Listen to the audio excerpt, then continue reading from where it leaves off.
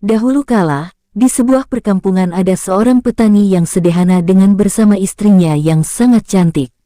Mereka berdua tinggal di rumah yang sederhana dan hidup mereka pun bergantung kepada hasil tani.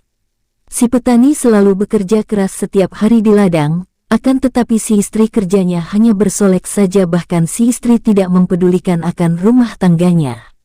Dalam hidup yang serba sederhana, rupanya sang istri tidak puas dengan keadaan hidup mereka. Dia merasa selayaknya suaminya itu berpenghasilan besar agar supaya ia bisa merawat kecantikannya.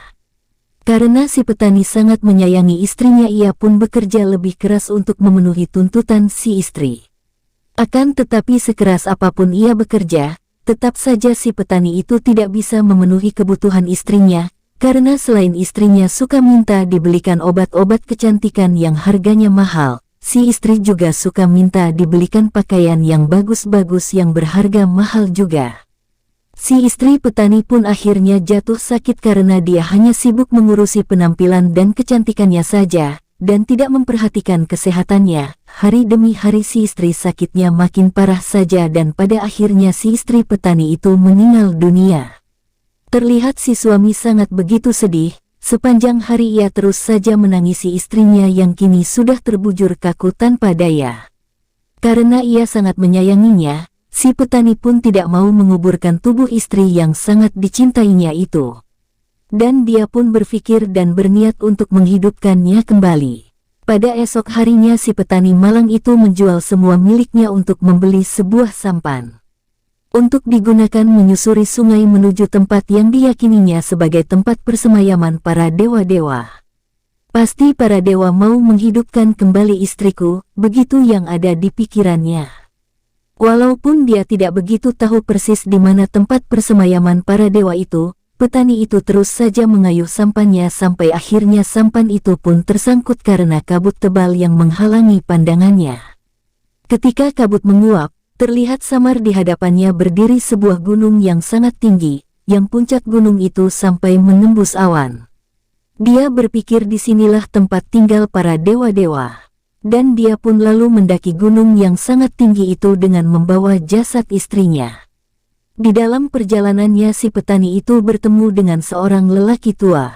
"Kau pasti dewa penghuni khayangan ini," seru si petani kepada si lelaki tua itu. Dan dia pun menjelaskan panjang lebar tentang maksud kedatangannya ke tempat itu. Lelaki tua menjawab sambil tersenyum, "Sungguh, kau adalah suami yang baik sekali. Akan tetapi, apa gunanya jika menghidupkan kembali istrimu?" Tanya lelaki tua itu. "Dia sangat berarti bagiku, dan dialah yang membuat aku bersemangat." "Maka tolong hidupkanlah istriku kembali," jawab si petani dengan penuh harap. Lalu lelaki tua itu menganggukkan kepalanya dan berkata, "Baiklah kalau itu kemauanmu, akan aku turuti permintaanmu itu. Sebagaimana sebagai balasan atas kerja kerasmu selama ini, aku akan memberimu rahasia bagaimana caranya menghidupkan kembali istrimu. Sekarang kau tusuk ujung jarimu, lalu kau teteskan 3 tetes darahmu ke mulutnya. Dan niscaya istrimu akan hidup kembali, dan jika istrimu macam-macam, kau ingatkan dia bahwa dia hidup dari 3 tetes darahmu." Dan si petani pun langsung dengan segera melaksanakan pesan dari lelaki tua tadi.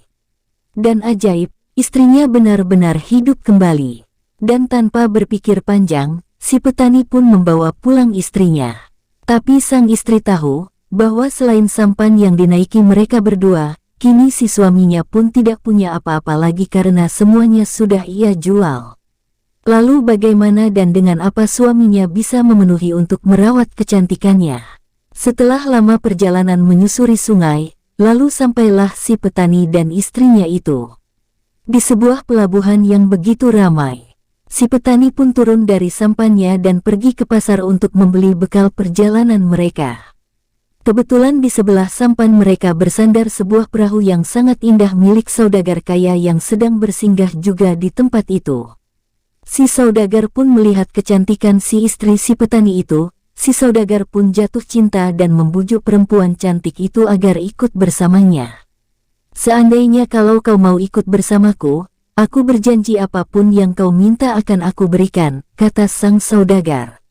Dan si istri petani itu tergoda, akhirnya dia pun pergi ikut dengan sang saudagar kaya itu.